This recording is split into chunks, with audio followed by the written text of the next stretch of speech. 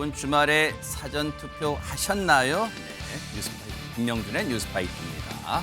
자, 퀴즈로 시작을 해보겠습니다. 이맘때쯤 보기 좋게 흐드러졌다가 곧 흔적도 없이 사라져버리는 것은 무엇일까요? 네! 벚꽃이라고요? 그것도 맞지만 제가 말하려는 정답은 공약입니다. 어쩌다 공약이 빌공짜의 공약이 됐을까요? 제 지인은요, 소설을 싫어한다면서 선거 공보물을 뜯지도 않더라고요. 네. 그래도 반드시 뜯어서 다 읽어보고 당선되면 지키는지 확인해보고 책임을 물을 건 묻자고요. 총선 이틀 남은 4월 8일 월요일 김명준의 뉴스파이터 힘차게 시작해 보도록 하겠습니다.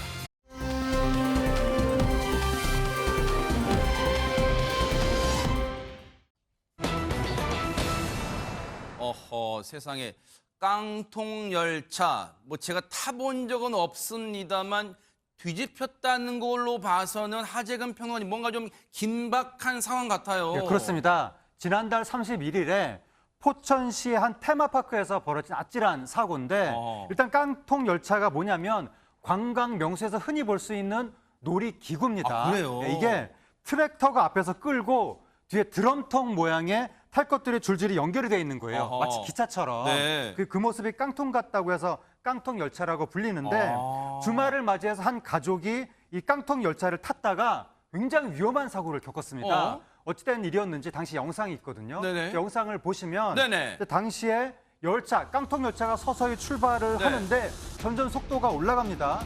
그러면서 이쪽으로 방향을 트는데 마지막 부분이 저렇게 속도를 이기지 못하고 어머나! 치우치면서 뒤집히고 말았던 거예요. 어머나, 지금 보세요, 어머. 예, 저 장면을 촬영하던 사람이 휴대전화를 내던지고 급히 뛰어갔는데 어머나. 저 열차 마지막 칸에 타고 있던 사람이 쌍둥이 여자 아이들하고 엄마가 있었습니다. 어머나 세상에. 그 아이들 어머나, 둘이 어머나. 크게 다쳤고 그 아이들의 엄마도 부상을 당했습니다. 어머나 세상에. 지금 저희가 너무 처참해서 화면을 뿌옇게 처리했습니다만 박성배 변호사 일단은 저 탑승하신 분들이 보호장구를 혹시 착용하고 계셨나요? 어떻습니까? 보호장구를 제대로 착용하고 있지 않았습니다. 이 깡통 열차 맨 뒷좌석에 앉아 있다 보니 원심력이 상당히 크게 작용한 것 같은데 그만큼 부상도 컸습니다. 이 맨 뒷좌석 한쪽 칸에는 3살 아이가 혼자 탑승하고 있었고 그 옆칸에는 쌍둥이인 또 다른 3살 아이가 엄마와 같이 탑승했습니다. 아빠는 막내 아이를 안고 있느라 탑승은 못하고 가족들을 휴대폰으로 영상 촬영하는 중이었는데 아이고. 출발하자마자 사고가 발생했습니다. 어머나 세상 아이들도 어머 세상에. 그렇습니다. 혼자 탑승한 아이는 튕겨져 나가서 등으로 착지하는 바람에 등 쪽에 심한 화상을 입고 뒤통수를 다쳤습니다. 어머나. 이 옆칸에 탑승한 아이도 뒤집어진 채로 끌려가는 바람에 얼굴에 크게 화상을 입고 치아가 깨졌습니다. 어머나. 엄마도 어깨, 팔, 무릎에 큰 부상을 입었는데 아이고. 3사람 모두 바닥에 쓸리다 보니까 깊은 2도 화상을 입게 됐습니다. 아이고 세상에 저렇게 뒤집힌 채 몇 미터를 또 끌려 세상 그러니까 바닥에 얼굴이 쓸린 거예요. 그러니까 2도 화상을 입었다는 거 아니에요? 세상에 지금 보기만 해도 지금 이 촬영하시던 분이 저 아이들 쌍둥이 아이들의 아빠인데 지금 앞서서 휴대폰 촬영하시다가 휴대폰 내던지고 급히 달려가신 거 아니에요? 지금 보세요. 부모로서 아버지로서 얼마나 미안했겠어. 그런데 아이의 이런 말에 또 한 번 미안했답니다. 얘기 들어보시고 이어가 보도록 하겠습니다. 진피층까지 다 손상이 된 상태라고 그래서 흉터는 무조건 남는다고 하셨고 그 화상 치료여서 죽은 피부를 걷어내는 치료를 계속 받아야 돼가지고 많이 고통스러워하고 있고 트라우마도 좀 남아서 계속 탈 일 있을 때마다 이거는 뒤집어지는 거냐 뒤집어지지 않는 거냐 물어보기도 하고 혼자 막 걸어가길래 엄마랑 같이 가야지 이러면 깡통기차 아저씨가 와서 자기 끌고 가냐고 물어보고 저도 어깨 쪽 옷이 찢어지고 팔이랑 어깨랑 이런데 같이 똑같이 화상 입고요. 지금 얘기 들어보면 허주연 변호사님 아이가 지금 얼굴 등 이렇게 다친 부위의 상처도 깊지만 마음의 상처도 지금 상당한 것 같아요. 애들이 차를 타기를 무서워한다잖아요. 얼마나 놀라고 무서웠겠어요. 그리고 그 당시에는 정신없고 놀랐겠지만 저 상처 치료하면서 계속해서 아플 때마다 그 사고 장면이 본인들의 마음속에, 아이들의 마음속에 떠오르지 않겠습니까? 맞아요. 아직 3살밖에 안 돼, 4살밖에 안 돼 진짜 그 여린 아기들, 여린 피부에 여린 마음에 상처를 아유. 어떻게 치유할지 모르겠습니다. 아이 엄마 얘기로는요, 아이들이 일단 테마파크 놀러 갔으니까 이거 다른 사람들 타는 거 보고 너무 타고 싶어 했다는 거예요. 그래서 졸라서 떼를 써서 애들이랑 같이 놀이구에 탑승을 하게 된 건데 애들 이건 입장엔 그러겠죠. 애들 얼마 타고 싶어 하겠어요, 진짜. 그러니까요. 네. 정말 저럴 일 있을 거라고는 상상이나 했겠습니까? 그런데 사고가 저렇게 나버렸고 그 직후에 아이 상태를 살피느라 일단 안 쳤다고 해요. 그런데 애들이 그 막 피를 흘리면서 기차 안 탈래요, 아파서 안 타고 싶어요 이 말부터 먼저 하면서 애원하는 모습을 보였다는 아유. 거예요. 주변에서 이걸 지켜보던 부모들도 울었다고 합니다. 현장이 너무나 끔찍했을 것 같고 네. 근데 이후로도 마음이 아픈 점은 말씀드린 것처럼 치료받느라 매일 차를 타고 가야 되는데 그럴 때마다 아이가 겁을 너무 많이 먹는다는 거예요. 벨트도 했고 천천히 갈 거고 카시트 안전해 이렇게 계속 얘기를 해줘도 아이들이 계속해서 무서워하고 있는 상황이라고 합니다. 네. 아니 근데 이제 사고 직후에 이제 저 업체, 저 놀이공원을 운영하는 업체도 있을 거 아니에요. 근데 사고 직후에 부모님이 더 막 화가 많이 났다 이런 얘기했던데 이게 무슨 말인가요? 일단 저렇게 사고가 났으면 운전자라든가 관리자가 어떻게 해야 되나요? 바로 와서 신고하고 응급조치하고 뭐 키트 같은 거 들고 오고 이렇게 좀 빨리 움직이는 모습 보여줘야 되는데 이 아이 부모가 정말 화가 난 게요. 아무것도 하지 않고 운전자가 멀뚱멀뚱 쳐다보고 있었다는 거예요. 아빠가 굉장히 화가 났지만 일단 다친 아이들이 우선이기 때문에 아이 상태 살펴보고 아빠가 119 신고도 했다고 합니다. 그리고 현장에서 직원들이 조치한 것이 아니고 마침 지나가던 구조대원이 이걸 보고 응급처치를 도와서 이 응급처치를 빨리 할 수 있었다고 119 합니다. 구급대원분이 마침 비번 때 거기 계셨단 말이에요. 그렇습니다. 어허, 세상에. 아니 근데 사고 당시에는 앞서 우리 허주연 변호사님 말씀처럼 이 깡통열차 운전자분이 적절한 대응을 못한 건 맞나 봐요. 이후에 이 피해를 당한 쌍둥이 아이와 그리고 그 어머니 있잖아요. 그 어머니하고 그 깡통열차 운전자가 연락을 취했는데 그때 이렇게 말을 했다는 거예요. 방금 그 쌍둥이 엄마한테. 네. 사고가 일어나자마자 앞서 그거 다시 한번 보여주세요. 사고가 일어나자마자 경황이 없고 저 또한 충격받아서 여기서 저는 이제 그 운전자겠죠. 깡통열차 운전자예요. 저 또한 충격받아서 적절한 조치를 못 취했다. 아이와 부모님께 정식으로 사과드린다. 현장에서 당시에는 사과를 못했지만 이후에라도 일단 사과는 했어요. 운전자분은 30대 남성입니다. 그런데 아이의 부모님은요. 해당 업체, 이 놀이공원 테마파크를 운영하는 업체가 있을 거예요. 업체의 태도에 또 한 번 분노할 수밖에 없었대요. 얘기 들어보시고 이어가 보도록 하겠습니다.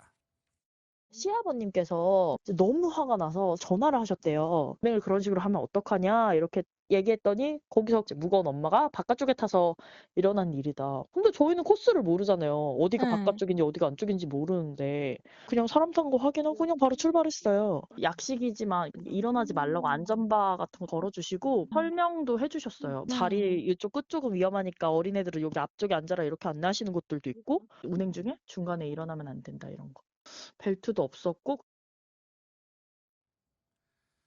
이게 지금 할 소리입니까? 진짜 업체가 너무너무 피해자분 입장에서는 열불나게 생겼어요. 지금 최재문 교수님. 그럼 예. 지금 업체 측 얘기는 상당 부분 피해자 쪽에 책임 전가하는 그런 거 아니에요? 좀 그렇게 들리는데 저희가 이제 전달해 드릴 말씀은 제작진이 직접 업체 측에 연락을 해서 업체 측의 입장을 받은 겁니다. 네. 이거는 사실관계는 입장이 다른 부분이 있기 때문에 그건 좀 조사가 필요하다고 저는 보고요. 그러나 업체 측의 입장도 해명 차원을 전달해 드리도록 하겠습니다. 네. 우선 열차는 사고 다음 날 바로 폐기 조치했다고 밝혔고요. 앞으로도 계속 운영하지 않을 계획이라고 얘기를 하고 있다고 합니다. 네. 그리고 책임 전가 부분에 대해서 부정하는 입장입니다. 업체 측이 그렇다는 말씀을 네. 드리는 것이고요. 아이가 다쳤기 때문에 업체 측도 큰일이라고 여겼다고 얘기를 하고 있고요. 정확한 사고 원인은 아직 조사 중이지만 이번 사고는 업체 측 잘못이 맞다고 인정을 하면서 네. 죄송스러운 마음이 들어서 사고 당일에 바로 피해자 측에 연락을 드렸고 병원에도 찾아갔었고 이후에도 계속 사과를 드렸다고 주장을 하고 있습니다. 그리고 치료를 받는 동안에도 책임을 다하려 노력할 것이라는 입장을 전해왔습니다. 그러면은 사실은 이제 이 부분이 중요한 거예요. 지금 제작진이 업체 측과 통화를 하니까 이런 답을 받아왔잖아요. 앞서 피해자 이 부모님, 피해 아동의 부모님과 그 어머님의 입장과는 다르잖아요. 왜냐하면 앞서 피해 아동의 어머님은 업체 측으로 태도가 너무 화가 났다는 거 아니에요. 어른이 바깥쪽에 앉다 보니까 원심력이 때문에 이렇게 사고 났다 이렇게 얘기했고, 그리고 일어나지 말라고 하는데 바깥쪽에 타지 말라 했다. 그리고 확인한 것만 사람들 탑승한 것만 보고 바로 확인하고 출발했다. 지금 이 안전 조치를 소홀히 했다 이렇게 들리잖아요. 그런데 저희가 뉴스파이터 제작진이 업체랑 얘기 들어보니까 그거 아닙니다. 이번 사고는 저희 쪽 잘못이 다 100% 맞고요. 저희 쪽 잘못이 맞다. 100%는 말 안 했습니다. 이번 사고는 저희 쪽 잘못이 맞다. 죄송스러운 마음이 들어서 사고 당일에 피해자 측에 연락 들었고 병원에도 찾아갔었고 이후에도 계속 사과 드렸다. 치료를 받는 동안에도 책임을 다하려 노력할 것이다. 이런 입장을 전해왔는데, 그렇다면 문제는 뭐냐면 이 피해자 측, 피해 아동의 부모님이 어느 분과 통화했는지가 중요한 거 아니에요? 그때는 이런 말하고 저희 제작진이 통화할 때는 이런 말하고 말이 다르면 안 되잖아요. 일관성 있게 사과를 할 거면 깊은 사과를 해야 될 거 아니에요. 언제 전화할 때는 피해자 쪽에 책임이 있는 듯한, 책임을 전가하는 듯한 발언을 하다가 뉴스파이터 제작진이 전화하니까 아닙니다. 이거 저희 집 잘못 맞고요. 앞으로도 피해 복구를 해서 최선을 다할 것입니다. 이렇게 하면 어떻게 됩니까? 분노가 치밀겠죠. 그러니까 지금이라도 다시 한번 정중하게 사과하고 잘못된 부분이 있으면 바로잡겠다고 용서를 구하는 마음, 그 마음 변치 않기를 바랍니다. 그리고 안전조치가 취해질 때까지는 앞으로 깡통열차 당분간 운행하지 않는 것, 지금 운행 중단했죠, 폐기했죠. 그러니까 앞으로 이 깡통열차뿐만 아니라 그 테마파크의 다른 그 놀이기구도 안전점검, 실태점검 꼭 해주시기 바랍니다. 그리고 이번에 피해를 당한 아이들 그리고 어머님 꼭 쾌유를 빌도록 하겠습니다.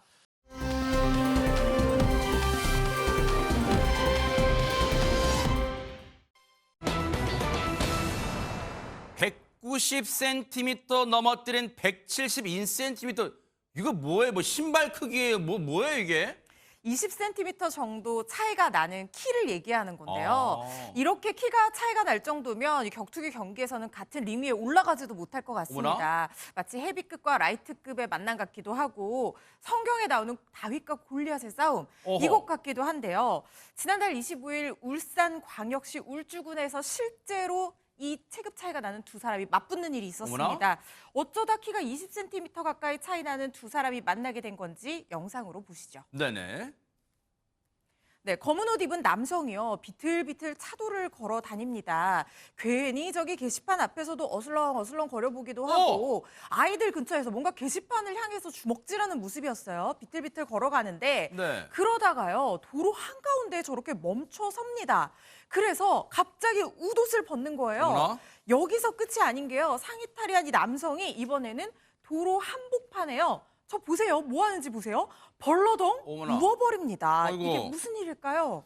아니 옷도 벗고 아유 망측해라. 거기다가 드러넣었어요. 그것도 차가 지나다닌 곳에요. 이게 대관절 무슨 일입니까? 최진범 교수님. 아니나 다를까 저 사람 만취 상태였습니다. 아하. 술 먹고 만취 상태에서 지금 중요한 건 저 장소가 어디냐면 아이들 학교 다니는 학교 앞이에요. 어머나! 어린이 보호구라고 적혀 있는 것도 게시판도 학교의 게시판이에요. 어머나 세상에. 그리고 시간도 오후 3시 25분이에요. 진짜 저기 써 있네요. 바닥에 어린이 보호구요. 예. 어머나. 그리고 오후 3시 25분이면 이건 오후잖아요. 거의 대낮에 갔고 대낮부터 술 먹고 아이들이 지금 학교 시간이에요. 아이들이 지나다니고 있거든요. 지금. 어머 그 진짜 아이들이 앞에서. 있네 옆에 예. 가방 메고. 아이들이 학교 시간에 저렇게 술 취해가지고 섀도우 복식이라고 손에 허공에다 주먹질을 하고 윗옷을 벗고 도로의 가운데 서가지고 대자로 저렇게 못 가게 차를 막고 오히려 그리고 차도 지금 돌아가고 있어요. 지금 그렇죠. 세상에. 그리고 두루 눕기까지 했어요 도로에서.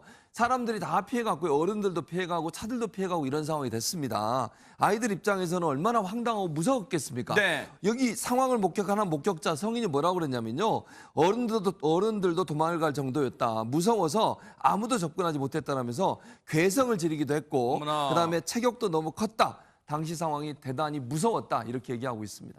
지금 장소가 초등학교 앞이에요. 게다가 하교 시간이 누군가 특히 경찰분 빨리 와야 될 것 같은데요. 허주연 변호사님. 네, 저렇게 도로에 큰 대자로 누워버린 남성 때문에 통행도 마비가 되고 정말 수상하고 아이들에게 무슨 일을 벌일지 모르는 위험한 상황이잖아요. 신고를 받고 경찰이 출동했습니다. 이후 상황 계속해서 영상으로 보시죠. 아하, 네. 네, 해당 남성으로 인해서 112 신고가 연이어 접수가 됐습니다. 어허. 그래서 경찰이 저렇게 출동했는데요. 네. 제지하는 경찰관 모습인데 그 경찰관에게까지 위력을 행사하고 지금 190cm 거구의 남성이 경찰관을 밀어붙이고 있는 모습입니다. 네. 제압이 쉽지 않은데요. 밀리는가 싶던 그 순간 제압! 저렇게 어허. 뒤에서 체중을 역이용해서 제압하는 모습입니다. 네. 지금 보세요. 저 상황에서 지금 제압하기는 쉽지 않았을 거예요. 딱 봐도 체구 차이가 상당하잖아요. 그런데 일단 아무리 경찰 제복을 입고 있어도 주눅 들 수가 있었을 것 같은데 어떻게 제압을 했을까요? 해당 경찰관분 얘기 들어보시고 이어가 보도록 하겠습니다. 뉴스파이터라는 프로그램의 작가인데요. 네. 한 번도 안 본 사람이 있어도 한 번만 본 사람은 아, 없다는. 맞아요, 맞아요. 한 15건 취객이 행패를 부린다, 도로에 들어 누워 있다 등등 비슷한 내용의 신고들. 출동했을 때는 고분이 길을 막고 계셔가지고 일대가 교통마비가 된 상황이었습니다. 순찰차가 못 들어가는 상황이었거든요. 제가 먼저 거기 가보니까 그분이 두 팔을 벌리고 횡단보도에 서 계셨고 거기가 초등학교 정문 앞이고 딱 하교 시간이랑 맞물려서 끌어내야겠다는 생각만 했었습니다. 처음에 이제 제가 체포할 때 당시에는 그 당시에는 술이 취해가지고 지기라 막 그러면서 제가 잡았는데 제 손을 잡더라고요. 손을 뿌리치고 우산을 일단 먼저 옆으로 던져놓고 허리춤을 잡고 도로 밖으로 끌어냈었지요. 그 행위에 대해서 잘못했다 하고 저한테 사과하고. 세상에 마치 한 편의 그림, 눈 감고 들으면 진짜 그림이 확 그려지는 그런 상황이에요. 한순간에 남성을 제압하시고 특히 뉴스파이터의 그 특유의 문장.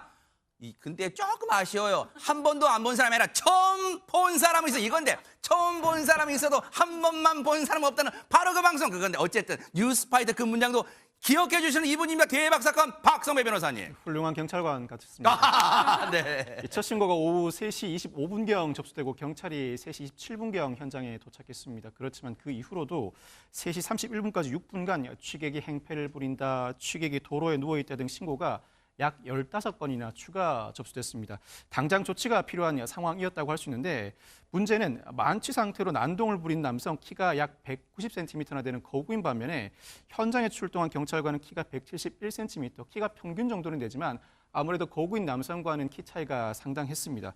이 경찰 입장에서는 초등학교 정문 앞에서 그것도 하교 시간이라 어떻게든 이 남성을 도로 밖으로 끌어내야겠다고 생각했지만 허리춤을 잡고 당겨도 아무래도 체급 차이가 있다 보니 처음에는 밀립니다. 그러다가 나중에는 그 힘을 거꾸로 이용해서 뒤에서 중심을 무너뜨리는데 넘어진 이 남성을 경찰은 현행범 체포해서 일반 교통방해죄로 입건했습니다. 처음에 이 영상을 보고 왜 혼자 경찰이 현장에 도착할까 의아했었는데 네. 일대 교통이 마비된 상태라 순찰차가 들어갈 수 없는 상황이었다고 합니다. 이 영상을 보면서 다행이라는 생각도 들었는데 거구인 것도 문제지만 술에 취한 사람들은 통상 괴력을 발휘하는 경우가 많습니다.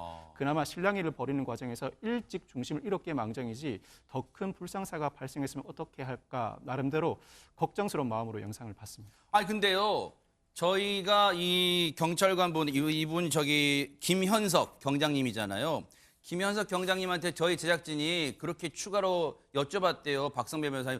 혹시 평소에 그 유단자, 유도 유단자나 혹시 학창시절에 레슬링 하셨나요? 어떻게 저걸 잡아채서 딱 제압하셨을까요? 여쭤봤더니 아무것도 안 했습니다. 평소에 훈련입니다. 그랬더니 진짜 평소에 훈련인가요, 저게? 경찰관 중에는 유단자도 많긴 한데 굳이 유단자가 아니어도 1년에 한 번 또는 2번 정도 체포수를 수시로 점검받고 그리고 처음에 어떤 입직 경로든 경찰에 입직하는 경찰관들은 교육기관청에 집중적으로 체포수를 두는 교육을 받습니다. 그리고 수시로 그와 같은 상황에 맞닥뜨려야 하니까 나름대로는 그와 같은 상황을 염두에 두고 현장에 출동하다 보니 즉각적으로 저와 같은 반응이 나오게 된 게 아닐까 싶습니다. 박성배 변호사님도 체포술 많이 배우셨죠? 저는 체포술도 배웠고 저는 개인적으로 유도 2단입니다. 그래서 제압까지는 할 수 있습니다. 평소에 제가 잘못한 거 없죠? 전혀 없습니다. 정말 죄송합니다. 네네네. 평소에 있었다면 많이 사과드릴게요. 고맙습니다. 네네네. 어쨌든 정말 대한민국의 경찰분들이 계시기에 우리 아이들도 정말 이 위험에서 진짜 안전할 수 있겠구나 하는 생각해봐요. 만약에 조금만 늦었으면 어쩔 뻔했어요. 정말 그런 생각하면 아찔합니다. 이분 저희가 칭찬 안 해드릴 수 없죠. 바로 울산 울주경찰서의 김현석 온양파출소입니다. 울산 울주경찰서 온양파출소의 김현석 경장님, 뉴스파이터 문구 뭐라고요? 처음 본 사람은 있어도 한 번만 본 사람 없다는 바로 그 방송입니다. 어쨌든 정말 대한민국 경찰관부의 위상 뒤높여 주셨습니다. 감사드립니다. 정말 고맙습니다.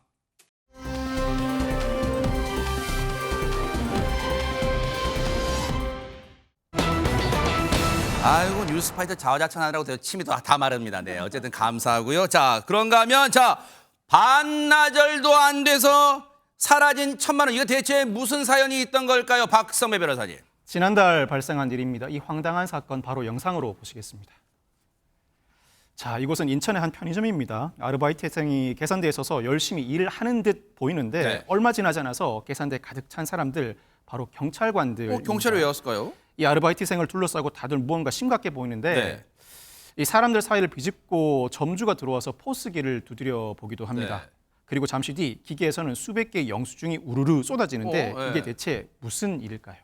그러니까 이게 사실은 이제 편의점 딱 봐도 편의점이긴 한데 저 편의점에 이제 이 금전 출납기, 현금 출납기가 앞에 있는 그 계산대에서 경찰, 점주분 그리고 직원분도 보이는 분 이렇게 다 같이 서 있는데 영수증이 우르르 나와요. 근데 하재근 평론가님, 영상만 봐서는 대관절 무슨 일인지 모르겠어요. 저게 지난달 24일에 인천 송도의 어떤 편의점에서 있었던 사건입니다. 네. 이제 점주가 이 물건 발주를 하기 위해서 매출 내역을 확인을 했던 거예요. 네. 근데 매출이 976만 원이 찍혀 있었다고 합니다. 어허. 점주가 깜짝 놀란 거예요. 네. 왜냐하면 그 편의점이 평소 하루 매출이 평균 100만 원 정도였었다고 합니다. 어머나? 근데 갑자기 976만 원이 찍힌 거예요. 뭐 대박이 났나라고 네. 해서 자세히 봤더니 몇 초에 한 번씩 교통카드랑 온라인 포인트 충전 기록이 찍혔는데 30만 원, 10만 원, 5만 원 단위로 총 146회가 연달아서 찍혔다고 합니다. 어허. 아니 근데 시스템 오류가 난 거예요? 아니면 정말 손님들이 전날만 많이 찾아서 하루 대박 난 거예요? 최진명 교수님, 이거 어떻게 된 거예요, 그러면? 그 이유를 영상으로 설명해 드리겠습니다. 조금 전 상황으로 다시 돌아가 보도록 하겠습니다. 네네. 영상 함께 보시죠. 네네. 자, 경찰이 오기 조금 전 상황입니다. 혼자 열심히 일을 하는 아르바이트생. 네. 휴대전화 화면을 바코드로 찍은 뒤에 네. 포스기 화면을 두드리고요. 어허. 다시 휴대전화, 포스기, 금고도 열었다 닫았다 분주해 보이는 모습을 보이고 있습니다. 네. 놀랍게도요. 네. 8시간 만에 약 1,000만 원 매출을 올린 건 바로 이 아르바이트생이라고 볼 수 있습니다. 온라인 현금 결제를 하고요. 네. 바로 중고 거래로 현찰화해서 돈을 챙겼던 겁니다. 그러니까 저게 일단 결제를 하고 그걸 중고 거래에 파는 거예요. 그러면 자기가 돈을 받게 돼요. 자기 돈으로 돈이 들어오게 만드는 거죠. 네. 그런 방식으로 해서 이 모든 게 손가락 하나 까딱하는 방식을 통해서 이루어졌다는 것이 참으로 놀라운 사실입니다. 이것만 말씀드리면 시청자분들이 아니 그러니까 저 현금화한 게 애초 저 알바생 돈이란 얘기야 아니면 점주 돈이란 얘기야 누구 돈을 현금화했단 얘기야 시청자분들은 아리송하고 궁금하실 것 같은데 우리 허주현 변호사님이 좀 쉽게 설명을 해주세요. 그러니까 지금 현금을 누가 내면서 뭔가 포인트로 교통카드를 충전해 주세요. 뭐 어떤 전자지갑을 충전해 주세요라고 하면 그걸 매출로 잡고 그 돈만큼 충전을 해주잖아요. 네. 그런데 손님이 실제로 오지 않았는데 마치 현금이 들어온 것처럼 가장을 해서 자기의 교통카드를 충전하는 수법을 썼다는 겁니다. 이 20대 남성은 심지어 원래 고용된 기존 알바생도 아니었고요. 이 점주 얘기에 따르면 평소 매출이 잘 안 나와서 사장인 본인이 혼자서 나와서 일을 하는데 그날따라 몸이 피곤해서 하루만 임시로 일일 아르바이트생을 고용을 했었다고 합니다. 그리고 이 남성이 같은 편의점 브랜드에서 이미 일을 해본 경험이 있어서 믿고 일을 맡겼다는 거예요. 그런데 점주가 가게를 떠나고 얼마 되지 않아서 바로 범행을 시작했는데 말씀드린 것처럼 교통카드와 온라인 포인트를 마치 현금이 들어온 것처럼 가장해서 충전을 하고 그 현금은 채워놓지 않은 거예요. 이 포인트들을 그리고 나서 어떻게 했냐면 중고 시장에 팔았어요. 그러면은 포인트를 누군가에게 전해주고 그 현금을 대신 중고 거래로 받게 되잖아요. 네. 그렇게 현금화하는 수법을 쓴 거예요. 그렇게 약 970여만 원, 그러니까 1,000만 원 가까이를 빼돌렸는데요. 이렇게 빼돌린 돈은 모두 인터넷 도박으로 탕진을 해버렸다고 합니다. 이런 몹쓸 인간이 있나. 관련해서요, 피해 점주분 얘기 좀 들어보시고 이어가 보도록 하겠습니다. 저희 매장이 하루에 100만 원 팔기도 힘든데 이제 막 500, 600, 700, 800 계속 올라가길래 이건 뭔가 이상하다 해갖고 경찰서에다가 먼저 전화를 해서 그 알바생 좀 잡아달라 하고 저희가 가게로 가서 그 친구를 만났죠. 착해 보였어요. 그냥 대학생 같았어요. 그냥 되게 뻔뻔했어요. 그냥 인정 본인이 한 거 맞냐 그랬더니 맞다. 그래서 이거 어떻게 했냐 그랬더니 그걸 팔아가지고 이제 인터넷 도박에 썼다 그런 식으로 처음부터 순순히 지금 다 인정을 했어요. 그래서 저는 그냥 그 사람의 그 도박빚을 제가 지금 갚아주게 생겼어요. 아니 근데 그걸 왜 지금 보세요. 점주분 얘기 있잖아요. 박성배 변호사님. 왜 점주분이 그 돈을 다 갚아주게 생겼어요. 지금 저 하루 대행 알바 대행한 저 사람한테 지금까지 돈 챙긴 거 다 내놔. 지금 이렇게 하면 되잖아요. 일단 경찰은 이 알바생을 현행범 체포해서 연행했습니다. 이 사건은 범행도 편의점 안에서 벌어졌고 검거도 편의점 안에서 이루어졌습니다. 한 장소에서 이 사건의 시작과 끝이 모두 이루어진 특이한 사건이라고 할 수 있는데 일단 점주가 아르바이트생을 고용한 입장이라 절도 등을 적용할 수는 없고 컴퓨터 등 사용 사기죄를 적용해야 하는데 컴퓨터 등 사용 사기죄가 법정형 자체는 더 높습니다. 그런데 뉴스파이터 취재 결과 이 점주가 편의점 본사 측과 피해 금액에 대해 얘기를 나눠봤더니 이 본사 측에서는 이 점주가 알바생을 잘못 고용했기 때문에 피해 금액을 점주 쪽에서 전액 분할 상환해야 한다는 입장이라고 합니다. 이 점주 입장에서는 이 작정하고 온 애인데 사기칠지 어떻게 알았겠냐. 돈은 인터넷 도박에 한 방에 베팅해서 잃었다고 하고 탕진해서 없다고 하니 갑갑하다. 절도나 강도가 아니라서 보험 처리도 못 받는다고 하소연했습니다. 아마 이 편의점 프랜차이즈가 절도나 강도 피해를 입었을 때는 점주가 아닌 보험사가 배상해주는 보험에 가입돼 있는 것 같습니다. 그런데 절도죄가 적용되지 못하는 상황이다 보니 보험회사가 배상을 해줄 리 만무하고 결국 점주 쪽에서 그 전액을 배상해야 할 입장에 처하게 된 것입니다. 아니 이게 듣고 보니까 제3자인 우리가 봐도 억울할 판이잖아요. 이게 법의 맹점인 거예요, 허점인 거예요. 아니 피해를 당했는데 피해 당한 분이 돈을 물어내게 해서 이게 어느 나라 법이에요, 진짜 오전 변호사님. 일단 지금 점주가 돈을 설령 배상을 해준다고 하더라도 최종적인 책임은 결국에는 이 아르바이트생이 져야 되는 게 맞아요. 그러니까 1,000만 원어치 포인트를 판 사실이 없는데 마치 1,000만 원이 들어온 것처럼 하고 자기 어떤 컴퓨터의 상에서 전자적인 방법으로만 1,000만 원 포인트를 쌓았다는 거잖아요. 네. 그리고 그걸 팔아가지고 현금화 시켰다는 거거든요. 네. 그렇기 때문에 최종적으로 이 점주가 이 아르바이트생에게 1,000만 원 상당의 손해배상 청구 등을 통해서 이 결국에는 피해를 배상을 받아야 되는데 문제는 지금 이걸 다 인터넷 도박으로 탕진하고 없는 상태라고 지급할 하잖아요. 여력이 없을 수도 있다는 얘기잖아요. 그렇죠. 네. 그러면 결국에는 집행이 문제가 될 여지가 있어서 이 부분은 좀 실제적인 어떤 피해 배상까지 이루어질 수 있을지는 좀 의문인 상황이어서 좀 안타깝습니다. 가뜩이나 요즘 편의점 운영하시는 분 어디 비단 편의점뿐이겠습니까? 진짜 자영업자분들 가뜩이나 어린데 지금 이분도 편의점 점주분도 원래는 매일매일 나가서 영업하시다가 점주분께서 지금 그날 몸이 안 좋아서 하루 잠깐 이 알바 대행을 썼다가 이런 봉변을 당하셨는데 걱정되는 건요. 이 수법을 이런 못된 인간들이 또 다른 데서 이런 피해 사례가 일어날까 봐 걱정되는데 이런 몹쓸 행동 꿈도 꾸지 말길 바랍니다. 이건 꼭 들통나게 돼 있으니까 진짜 이런 행동을 하지 말기를 당부드리겠습니다.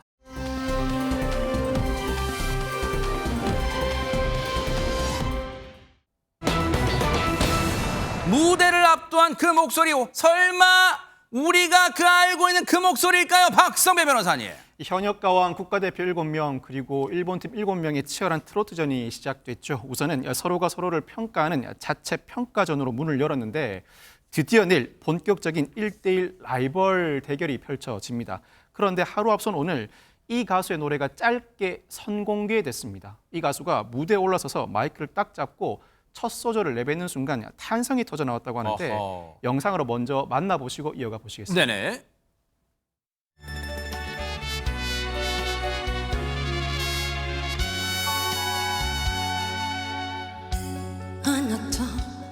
わりはないですか日ごと寒さが募ります来てはもらえぬセーターを寒さこらえて編んでますほんな心の未練でしょうあなた恋しい北の宿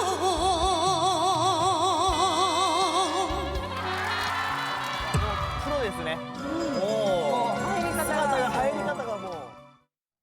와, 지금 아마 시청자분들도 그러신 분 많으시고 지금 온몸이 소리 쫙 끼쳤는데 하재근 평론가님 첫 소절 듣자마자 마음을 꽉 압도당했어요. 예, 린 씨가 워낙에 노래를 잘하는 가수로 정평이 이미 나 있는 네. 나 있는 분이니까 네. 뭐 우리나라 사람들뿐만이 아니라 일본 평가단 분들, 평가단 네. 분들한테도 상당히 뭐 깊은 인상을 남기지 않았을까. 네. 린 씨가 그 OST로 일본에서도 유명하거든요. 그러니까 이미 일본에서도 뭐 린 씨 팬도 있고 그러니까 그래요. 그러한 린 씨의 가창력은 일본에서도 정평이 나 있는 것이고 요번에 린 씨가 불렀던 노래가 미야코 하루미의 북녘의 숙소에서라는 노래인데 1970년대 일본 엔카 히트곡이거든요. 아, 그래요? 그러니까 이제 린 씨가 엔카를 부른 건데 우리나라 트로트가 일본 엔카에 비해서 훨씬 다이나믹하거든요. 반면에 일본 엔카는 뭔가 우리나라 트로트보다 좀 이렇게 뭐 정적인 분위기고 그래서 린 씨의 발라드 창법이 오히려 일본 엔카를 더 잘 구현하고 어울릴 수도 있거든요. 아하. 이번에 그러한 측면이 나타난 것 같고 네. 이러한 린 씨의 창법이 아마 일본 참가자들한테도 상당히 위협이 됐을 것 같습니다. 그랬군요. 그래서 일본 이 평가단 분들의 눈이 휘둥그레졌단 말이에요. 린 씨의 노래를 듣다 보니까 허준 변호사님 내일 바로 한일가왕전 2부 1대1 라이벌전이 벌써 기대가 됩니다. 저 진짜 꼭 본방사수할 거예요. 아, 네. 너무 기대가 됩니다. 아마 제가 봤을 때는 두 가지 포인트에 좀 집중하면서 보시면 뭘까요? 정말 좋을 것 같은데요. 우리가 현역가왕에서 이미 한번 경험을 했습니다. 1대1 라이벌전에서 가장 중요한 요소 중에 하나는 내가 누구를 지목해서 누구와 맞대결을 펼치는가. 이게 진짜 중요한 전략이거든요. 그래서 누가 누구를 지목해서 누구와 맞붙을지 저는 이게 너무 궁금하고요. 그리고 또 한 가지 아까 살짝 맛보기로 보셨지만 네. 우리나라 가수가 일본 노래를 부르고 일본 가수가 또 우리나라 트로트를 부르고 이렇게 서로 바꿔 부르는 그 묘미 누가 누구 노래를 어떻게 부를지 이런 것도 한번 지켜보시면 그러네요. 좋을 것 같은데요. 근데 사실 우리가 퍼포먼스 대결은 이미 한번 살짝 맛보기로 봤다고 해도 될 것 같습니다. 그렇죠. 자체 평가를 하면서 서로 목소리 탐색전을 한번 했잖아요. 네. 양국에서 각자의 매력을 보여주는 퍼포먼스를 보여주기도 했는데요. 아하. 한국팀 어떤 퍼포먼스와 노래 보여줬는지 만나보시죠. 네네. Yeah, 따르르 1, 2, 3, 4 네가 먼저 만나줘놓고 내 탓을 하지마 네가 나쁜 남자 내 탓을 하지마 이 여자 저 여자 다 만나놓고 내 탓을 하지마 누나야 누나 누나야 니 나야 누나야 누나 누나야 니 누나야 이 여자 저 여자 만나봤겠지만 후회하겠지만 너를 사랑해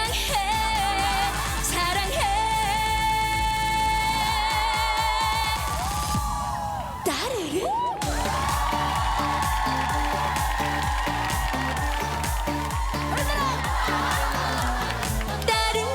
따르르 내가 네 누나야 누나나 내가 네 누나야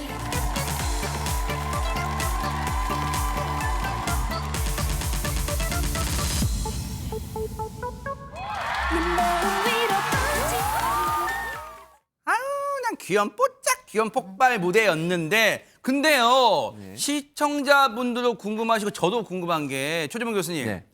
지금 다현 양이 이제 국악 신동 출신이잖아요. 그러면 일본 이 트롯걸스 탑7 앞에서 우리의 뭔가 국악이 가미된 트로트를 폭발적인 그런 걸 보여줄 줄 알았는데 왜 따르릉 이걸 보였을까요? 첫 번째 제가 그냥 개인적으로 생각할 때는 김다현 양의 그러니까 제일 막내잖아요. 네. 저 출전한 선수 중에 가장 막내이고 가장 이 뭐랄까 귀여움을 폭발시킬 수 있는 능력을 갖고 있는 가수 중에 한 명이에요. 네. 그걸 저는 적극적으로 어필했다고 생각하고요. 아하. 나중에 이제 대결에 들어가서 전통 트로트를 부르면서 반전 매력을 보여주려는 시도가 아닌가 하는 생각도 들어요. 그러니까 지금 첫 번째 무대에는 귀여움으로 승부한다면 나중에 두 번째 무대나 다음 무대에서는 정통 트로트로 아마 도전하지 않을까 그런 생각이 들어서 네. 그런 전략적 선택이 아닌가 하는 개인적인 생각이고요. 네. 지금 말씀드린 것처럼 홍진영이 따르는 걸 선곡해서 불렀는데 이게 댄스 트로트거든요. 근데 아하. 중독성이 엄청나게 강해요. 맞아요, 네. 지금 일본 팀의 선수들도 출전한 가수들도 일어나서 맞아요. 댄스를 추고 그렇죠. 물론 저는 이분들의 댄스보다도 우리 김명준 앵커가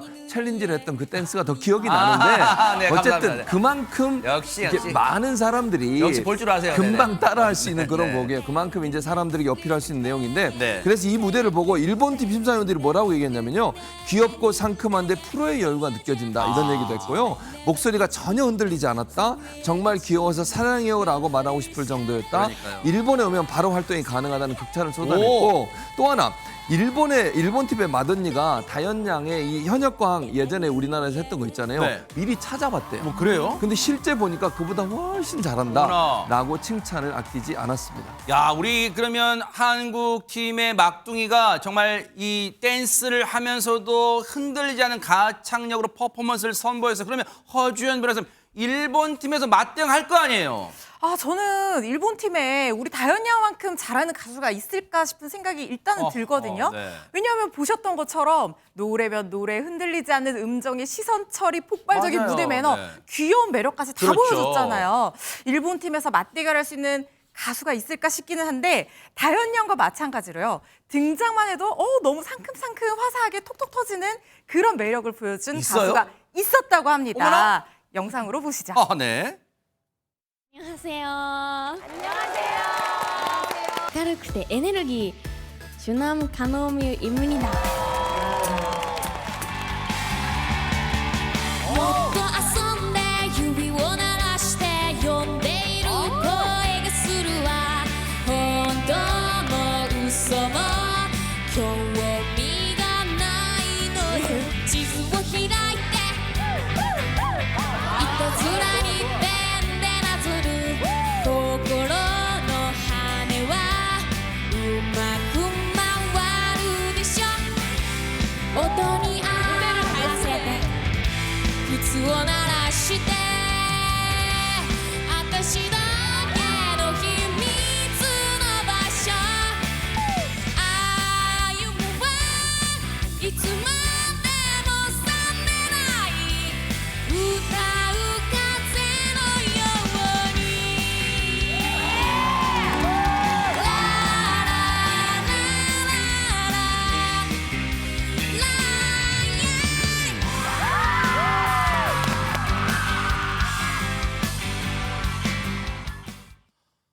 일단 눈에 띄는 건 무대를 천지를 다 돌아다녔어요. 하재관 평론. 그런데 이것도 엔카입니까? 그 일본의 가요를 J-팝이라고 하는데 요런 스타일의 노래가 제가 일본 J-팝에서 너무 부러워하는 그래요? 우리나라도 이런 음악이 좀 많았으면 좋겠다라고 생각하는 그런 음악인데 락 음악입니다. 락 음악. 밴드 음악이고 그러니까 그래요? 엔카가 아닌 거죠. 일본의 이러한 밴드 음악이 굉장히 발달해 있고 우리나라 K-팝은 이게 좀 부족하거든요. 아하. 요 노래가 일본의 90년대에 인기 있었던 밴드 음악인데 그래요? 일본 참가자들도 다 거의 뭐 안무를 따라할 정도로 굉장히 히트했던 노래인 것 같고 네. 이런 식의 현역강 같은 프로그램을 통해서 일본의 엔카뿐만이 아니라 이런 J-팝의 밴드 음악 이런 것들도 소개가 돼서 이게 또 우리나라한테 영향을 미치면 또 K-팝이 보다 다변화되는데 좋은 영향, 긍정적인 영향이 있을 것 같고 근데 내일 방송에서 이것 말고 엄청난 무대를 선보인다고 합니다. 지금 예고된 무대가 뭐가 있냐면 어머나! 현장에서 참가자 4명이 100점 만점을 준 무대가 있다는 거예요. 진짜예요? 내일 나온다고 하는데 아하. 그 뭐 판정당 석에서 에너지,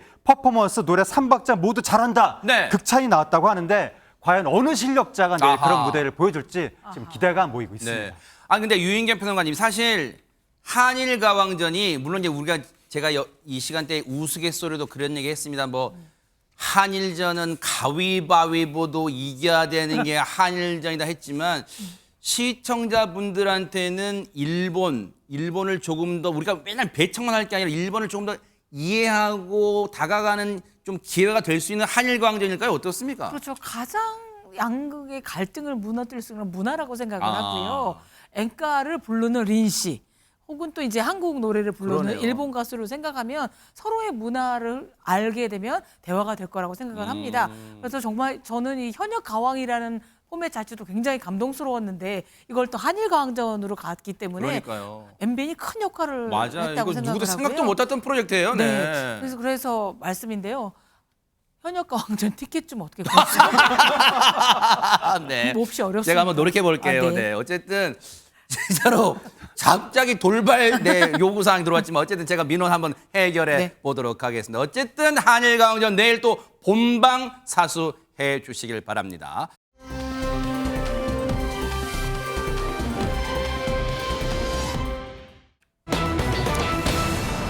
웃음 참느라 혼났어요. 유인경 평론가님 돌발 질문 때문에요. 근데 자 분위기 바꿔볼게요.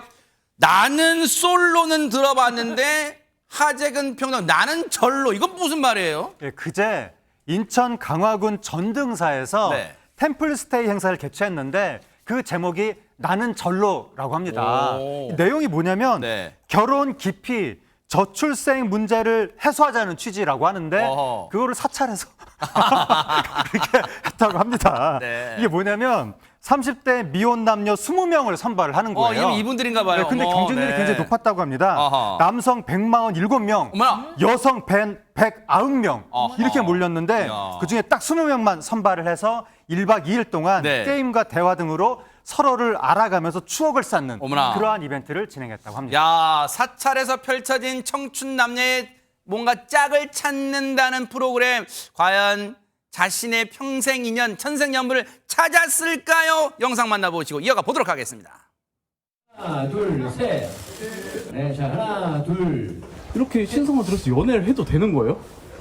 되죠. 저희가 이렇게 소중한 만남, 사실 훌륭한 배우자를 만난다는 건 귀한 일이에요. 이게 저희가 그래서 일부러 이런 만남의 장을 만들어줬기 때문에 설레고 너무 긴장돼요, 지금. 여기서 만나면 좀 같은 관심사가 있는 거잖아요. 수영 잘합니다. 내 여자가 노력까지만 구할 수 있습니다. 감사합니다. 저는 수영은 못하지만 내 여자가 위기에 처하면 구하긴 하겠습니다. 남자는 15대 1, 여성분은 19대 1의 경쟁률을 책을 좋아해가지고 안에 있는 것도 좋아하고 저희는 이제 목표치를 3커플로 예상했는데 전등사 주지스님께서 본인이 더 노력해서 5커플까지 만들어 보겠다는 포부를 이렇게 알려주시더라고요. 너무 기분 좋은 소식이고요. 지금 마음에 드신 분 계세요? 그냥 생각해둔 분들은 계신 것 같아요.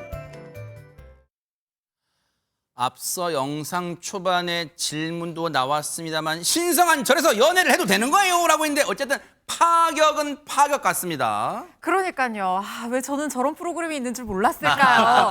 너무 지금 영상 보는데 절로 막 괜히 마음도 설레고 막 그런 기분이 드는데요. 그렇다면 혹시 불교 신자만 가능한 건가 이렇게 생각하실 수도 있는데 종교 제한 전혀 없다고 합니다. 다 열려 있다고 하고요. 네. 실제로 참가자들 중에서도 기독교 신자도 있고 뭐 종교가 없는 사람들도 있었다고 해요. 네. 그렇다면 이렇게 경쟁률이 치열했는데 이 나는 절로의 선발 기준은 뭐냐? 절함입니다. 이렇게 절하는 게 아니고요. 네. 간절함이 있어야 된다고 해요. 아하. 참가자들이요. 봄, 여름, 가을, 겨울 어떤 데이트 하고 싶은지 깨알같이 써낸 사람도 있었다고 하고요. 네. 그리고 나는 신자는 아니지만 여기 너무 하고 싶어서 매일 108배 했다고 나 좀 뽑아주세요. 이랬다는 사람도 있었다는 거예요. 이렇게 선발된 20명 청춘 남녀가 30대이긴 하지만 나이도 다 다르고 직업도 다르고 성향도 다른데 네. 좋은 인연을 만나고 싶다는 그 간절한 열망 하나로 참여를 했다고 합니다.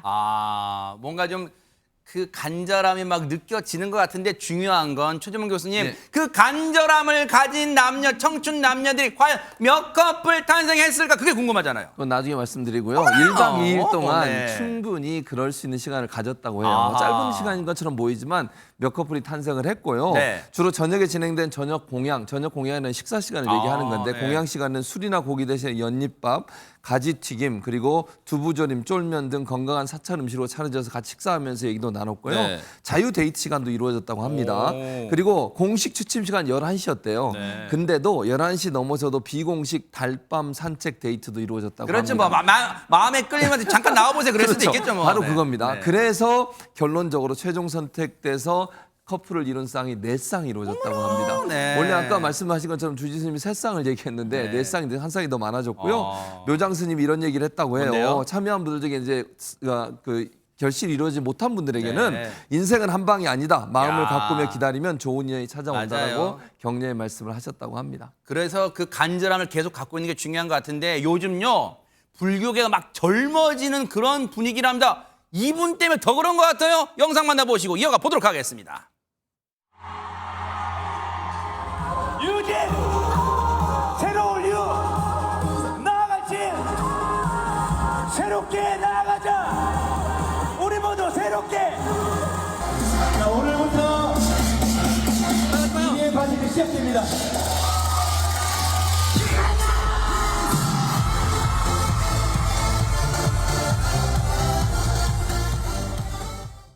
어머 박성회 변사님, 저 스님 어디서 많이 뵌 분 같은데요, 저 스님?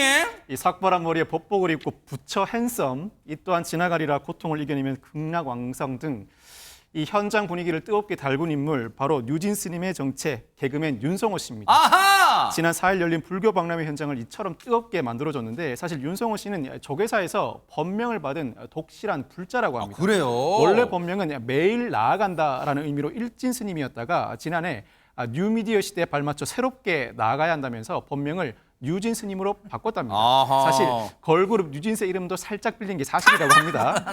이 뉴진 스님 윤성호 씨 EDM 잎은 찬불과 디제잉을 보려고 사람들이 상당히 많이 몰려와서 네. 박람회장이 상당히 북적였다고 하는데 네. 천주교 신자지만 반차 쓰고 왔다. 클럽에 갈 필요가 없다면서 현장 반응이 폭발적이었다고 합니다. 뿐만 아니라 온라인에서도 무교지만 따라 외친다. 극락왕생. 진짜 부처님도 기뻐하실 듯 반응이 아주 뜨겁습니다. 야, 불교계에서는 유진 스님, 윤성호 씨의 이 등장을 좀 반가워할 것 같긴 합니다. 그럼요. 사실 저 윤성호 씨는 우리에게는 빠꾸형으로 알려졌죠. 맞아요. 머리를 빡빡 밀었다 그렇죠, 해서 네. 빠꾸형님이 이제 개그 프로그램에서 스님 역할을 했지만 내가 개그 프로그램 하지마 했던 거 기억나네. 스님이 아니라 개그맨 혼자의 힘만으로 이런 행사가 안 될 텐데 그렇죠, 네. 최근에 불교계에서 윤성호 씨, 뉴진 스님과 더불어서 새로운 변화, 극락도 락이다.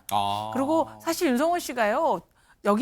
절뿐만 아니라 운동 경기장, 수영장, 클럽에 가서 계속 극락왕생을 외쳤었어요. 그래요? 네. 법문은 아니지만 그래서 막 조용하고 뭐 이런 게 아니라 굉장히 즐기고 느끼고 이것이 이제 극락왕생이다를 표기했는데 네. 본인도 이렇게 인기가 있을 줄 몰랐고 딴 것도 아니고 EDM 음악을 통해서 이렇게 즐겁고 행복한 불교 또 네. 그런 것도 종교를 보여주는 것 같고요. 저는 계속 강조드리는 뭐 아까 전등사 스님뿐만 아니라 종교도 이제 이렇게 닫힌 종교가 아니라 의외성과 놀라움을 주는 이런 것으로 변신을 한다면 네. 종교에 상관없이 진짜 많은 분들이 불교도 가까워지고 극락왕생에 대한 새로운 이해도 될 것 같고 윤성호 씨 개그맨에게 박수를 한번 보내드리고 네. 싶습니다.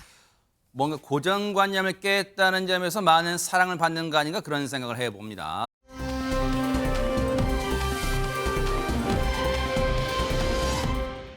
국내외 소식 좀 알아볼까요? 세상에 이 가족 사진이 지금 화제가 되고 있다면서요. 허주연 변호사님. 네, 배우 최수종 씨의 SNS에 올라온 사진 한 장이 지금 난리가 났습니다. 사진 한번 보실 텐데요. 이거 누구 같으세요? 오른쪽에 저 여자분? 하이라 씨 아니에요? 하이라 씨 같잖아요. 네. 아닙니다. 하이라 씨의 딸 최윤서양이라고 어머, 합니다. 대박 사건! 네, 지금 제일 앞에 있는 분이 윤서양이고 뒤에 있는 어머나! 분이 하이라 씨인데요. 정말 붕어빵이죠. 24살이고 최근에 대학 졸업했다고 하는데 엄마랑 똑같이 생겨서요. 누리꾼들이 하이라가 하이라를 낳았다. 엄마 유전자 100% 몰빵딸이다. 난리가 났습니다. 어머 대박 사건 진짜 진짜 미모 유전자가 있는가 봐요. 하재근 평론가님 대박 사건. 정말 그런 것 같습니다. 엄마를 많이 닮았기도 했고 아버지도 엄마 아빠의 그렇죠. 약간 눈매가 좋은 유전자를 그렇죠. 많이 받은 최수종 것 씨 눈매도 있고, 같은데 네. 그 최수종 씨가 평소 애처가로 소문이 많이 났는데 그렇죠. 그 자녀들에 대해서도 정말 지극히 막 아낀다고 하고 그러면서 굉장히 보호를 철저히 한다고 합니다. 아하. 최근에 한 예능 프로그램에 나와서 최수종 씨가 뭐라고 그랬냐면 네. 딸이 대학교 4학년 때까지 네. 귀가 시간이 9시였다 어머나. 라고 얘기를 했습니다. 네. 그래서 딸이 너무한 거 아니냐고 하더라. 네. 그러면서 딸이 또 뭐라고 그랬냐면 네. 아빠는 엄마밖에 모르잖아요. 우리도 신경 써주세요 하는데 딸의 그 말을 듣고 울컥하더라 네. 라고 최정 씨가 이야기했습니다. 야, 그게요. 꼭 나쁘게만 볼 게 그만큼 딸을 애지중지 사랑하는 마음 아닐까 그런 생각도 해봅니다. 정말 어쨌든 화목한 가정 봤습니다.